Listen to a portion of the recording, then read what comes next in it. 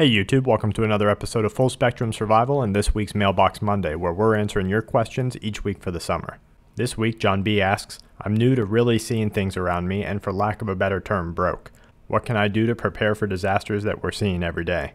Most people who experience a long-term disaster in their own areas will be affected by trials that take little money to prepare for. At its core, surviving a disaster falls back on skill sets and knowledge, both of which have not yet been taken from us. They're free and they're things that you can develop at home without spending a lot of money. The core skills that we feel are needed for survival are security, because without security you may not be able to keep your life or goods, fire and shelter, water purification, and first aid. Taking fire building first, we have met and worked with more people that have overassumed their ability to create fire than any other skill set. Fire building is not an easy skill, but it is such a common item that it is often overlooked.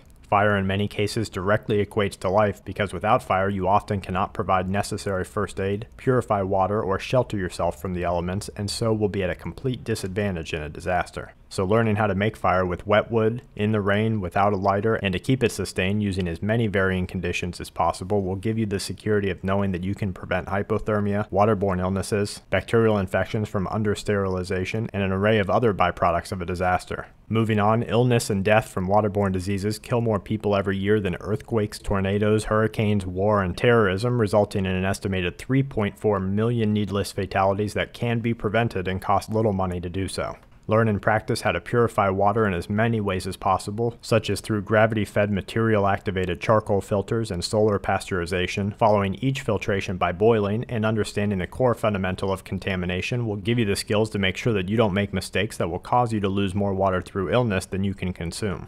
Next, shelter building is another core skill that we feel everyone needs to learn. We have people ask us all the time where to start because they're intimidated by the learning curve, and our best answer is to start in their backyard or anywhere that they have access to, and to start as soon as possible.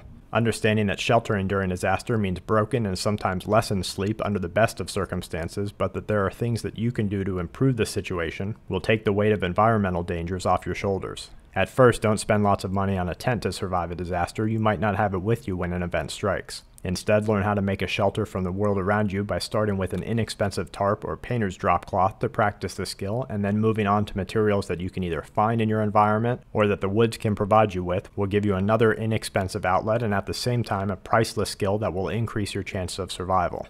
Then, and certainly not in order, comes security.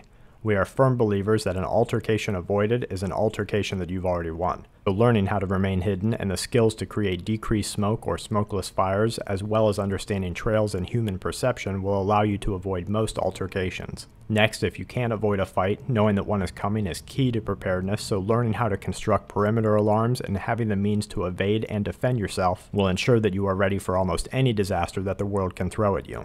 And lastly comes first aid. Download as many first aid books as you can, view emergency care and first aid videos here on YouTube, and ask questions. Knowing how to stop heavy bleeding, what to do with an unconscious person, performing CPR, and most importantly, when and how to react are things that have been widely exercised for free throughout the internet and here on YouTube, so make sure you view as much as possible, take notes, and talk with people who have experience in the area. Well guys, we appreciate you joining us for this week's Mailbox Monday. If you have any questions, please send them over our way. Please comment and share with the community what you've done to prepare. Make sure to like and subscribe, and we'll see you guys next week for another Mailbox Monday. This week's Mailbox Monday is brought to you by sqmetals.com, where you can buy gold, silver, platinum, and coins from reliable people who care. Visit sqmetals.com today.